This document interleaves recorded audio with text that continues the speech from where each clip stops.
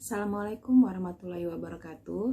Perkenalkan, saya Yulia Febriani dari kelas 2A Manajemen dengan NPM 2210242. Pada video kali ini, saya akan menyampaikan presentasi terkait dengan artikel yang bertema antara kerja dan kuliah.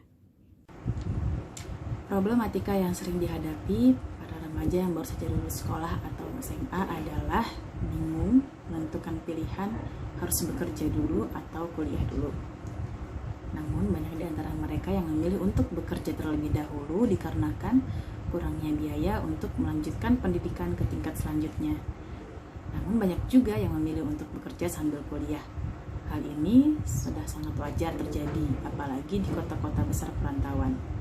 Perantau yang biasanya datang ke kota perantauan yang niatnya untuk mencari kerja, sampai di sini banyak dari mereka yang memutuskan juga untuk sambil kuliah. Nah, dengan teknologi yang semakin canggih, zaman yang sudah berkembang, diharapkan kepada para remaja untuk membuka mata untuk lebih sadar diri akan pentingnya kuliah. Hal ini dikarenakan sekarang banyaknya perusahaan yang lebih selektif dalam memilih calon karyawan atau pekerja untuk dipekerjakan di perusahaan mereka.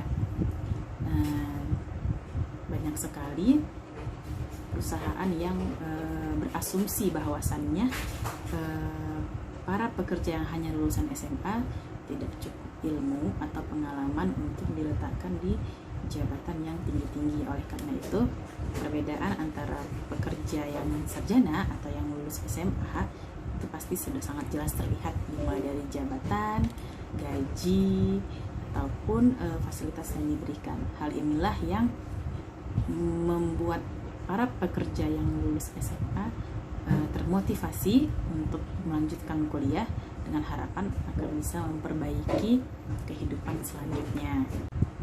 Nah, dengan memilih bekerja sambil kuliah tentu akan terasa sangat menantang dan melelahkan. Meskipun begitu, ternyata banyak manfaat yang bisa kita dapatkan dari bekerja sambil kuliah. Di antaranya adalah meringankan beban keluarga. Dalam hal ini dengan artian kita merdeka secara finansial, kita tidak akan lagi meminta uang kuliah kepada orang tua. Bahkan mungkin kita mampu atau sanggup untuk meringankan beban ekonomi keluarga. Yang kedua adalah menabung atau menambah pengalaman kerja. Berbeda dengan teman-teman yang hanya kuliah saja, mungkin kita akan bisa lebih berpengalaman nantinya setelah wisuda ketika akan bekerja.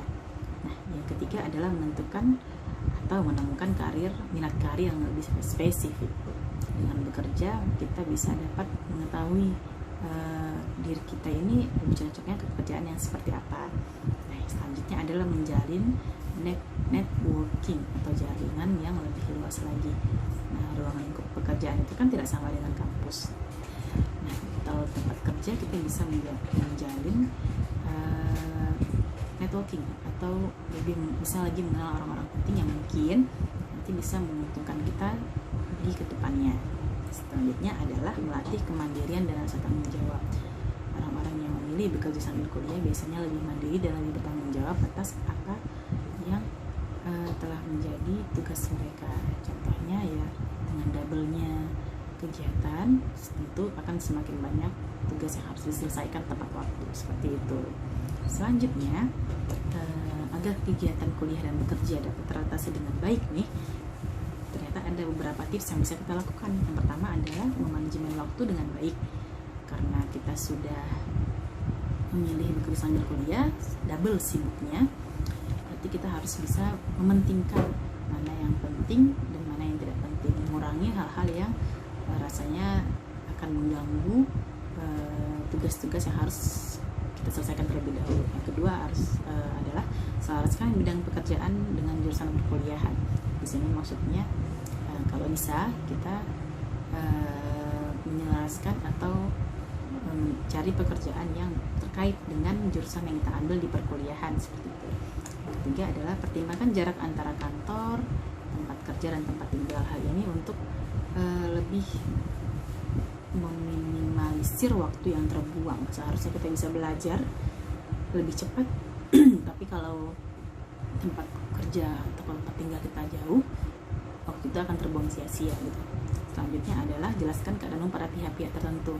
Nah, sebaiknya ketika kita akan bekerja, kita jelaskan nih kepada para rekruter atau rekrutmen kita bahwasanya kita tuh telah bekerja. Begitu juga di tempat kuliah, kita bisa menjelaskan kepada dosen bahwasanya kita sedang bekerja, dan kepada teman-teman kelompok gitu, supaya mereka lebih mengerti untuk tidak membuang-buang waktu. Selanjutnya adalah jaga kesehatan fisik dan mental. Tekanan dari luar, tekanan dari tempat pekerjaan itu biasanya lebih tinggi dibandingkan dengan di kampus. Nah, kita harus pandai-pandai menjaga kewarasan diri kita.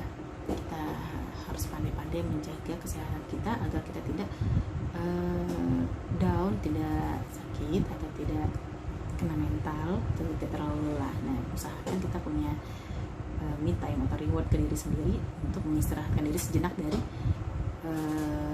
sibuknya tugas kita di tempat kerja ataupun tempat kuliah. Nah, yang terakhir adalah selesaikan tugas kuliah dan pekerjaan kantor sebaik mungkin.